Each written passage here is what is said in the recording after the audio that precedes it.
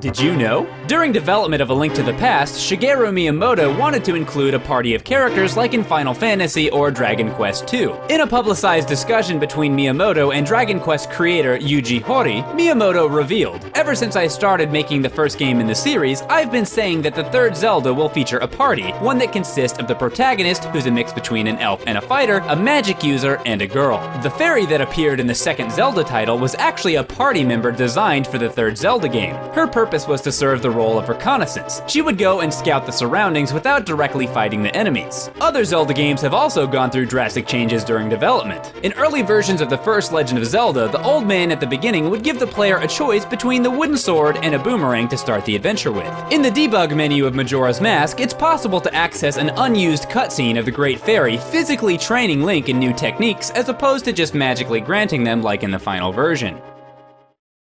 In The Legend of Zelda Skyward Sword, the design for the Loftwing creatures derives some inspiration from real-world animals. The large eyes and thick beaks of the Loftwings are taken from the Balaeniceps rex or the shoe-billed stork. The shoe-billed species lives in tropical East Africa in large swamps from Sudan to Zambia. The curled tails of the Loftwings were inspired by a different animal, the designer's pet Shiba. Each Loftwing that lives in Skyloft has feather plumes matching their respective rider's hairstyle. According to Hyrule Historia, the designs for the human residents of Skyloft are also modeled after birds. This explains why some of the Skyloftians have bird-like names and features, like Groose, Pipit, Stritch, and Paro. More elements of Skyloft also have real-world origins. Gratitude crystals are based on a popular Japanese sugar candy, Konpeito. This candy dates back to 16th century Japan and is said to have originated in Portugal. The most iconic symbol in the series, the Triforce, shares the same design as an ancient Japanese symbol called Mitsuroko, or three scales. It's thought that the symbol dates back to the family crest of the Hojo clan, who were a major political power in 12th and 13th century Japan. Today, the three scales symbol is also widely recognized as the logo of an energy corporation called Mitsuroko.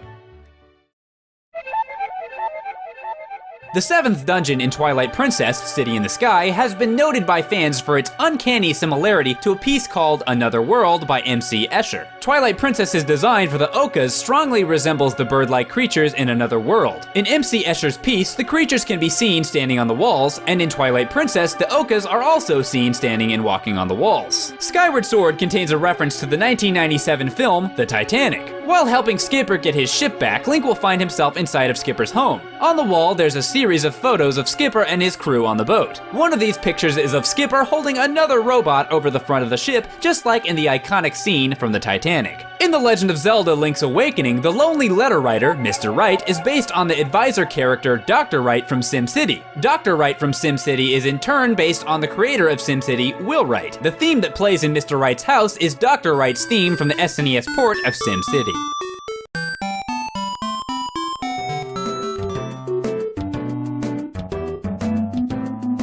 The Legend of Zelda Wind Waker has a very subtle reference to Pikmin. On the northern, eastern, and southern Triangle Islands, before Link places the pearls of the goddesses on the respective shrines, the true goddess statues are enclosed in an outer shell. Nehru's shell has a crack where a mouth would be, resembling the blue Pikmin. Faror's statue has ears like the yellow Pikmin, and Din's statue has a nose like a red Pikmin. There is another reference to Pikmin in a Zelda game, this time in the Minish Cap. In the first dungeon, an enemy called Puffstool can be found that sprays spores on the player. This creature has similar traits to another mushroom enemy from the first Pikmin game. The mushroom creature in Pikmin is also called Puffstool and sprays the Pikmin with spores. It's interesting to note that in the Minish Cap, the Puffstools are only found when Link is tiny, like in Pikmin, where the entire game takes place on a microscopic level. The two enemies do, however, have different names in the Japanese version, so it's not certain if this was intended to be a reference by the game's developers.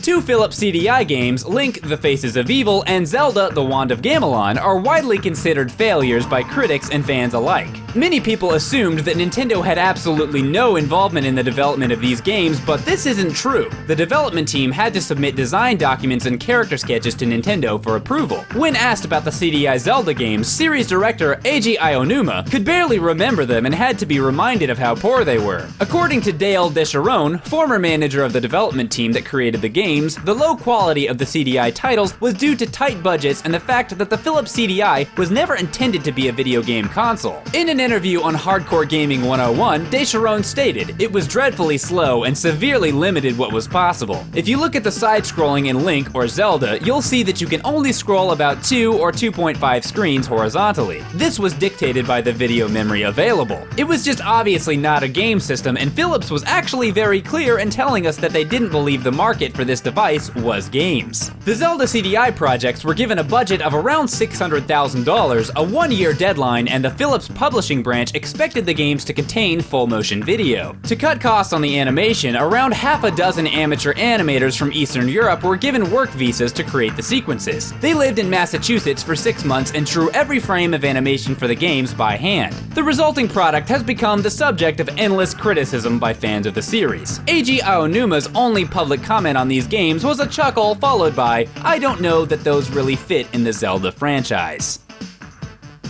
That's all for today, but don't forget to subscribe to DidYouKnowGaming on YouTube and follow DidYouKnowGaming on Facebook and Twitter. Make sure you also check out DidYouKnowGaming.com, and if you liked this video, check out our other videos. And if you want to see more of just how bad the Zelda CDI games can be, then check out my video where I talk about that thing I just said. I also have a lot of other stuff on there, including a lot of Zelda stuff. In fact, I'm just finishing up the 4th annual Zelda month, so check it out.